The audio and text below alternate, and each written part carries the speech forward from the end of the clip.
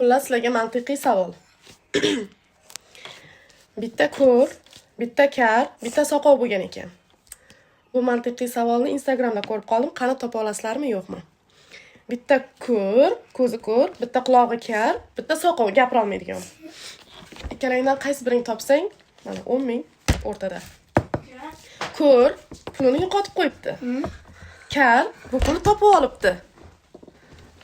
Soqov mana bu pulni kar topib olganligini ko'rga aytish kerak. Qanday aytadi? Qanday aytadi? Hocam o soqov-ku, qanday aytadi? Qanday aytish kerak? Qanday aytadi? Ko'r-ku odam. Ko'r pulini yo'qotib qo'ygan. Ha. Kar topib olgan. Soqov kar pul topib olganini ko'rga aytish kerak. Qanday aytadi? Aytolmaydi. Nima uchun? Ko'rmagan-ku. U katta o'zi. Gapirolmaydi. Karni o'sha pulini topib olganini ko'rdi-ku soqov. To'g'rimi?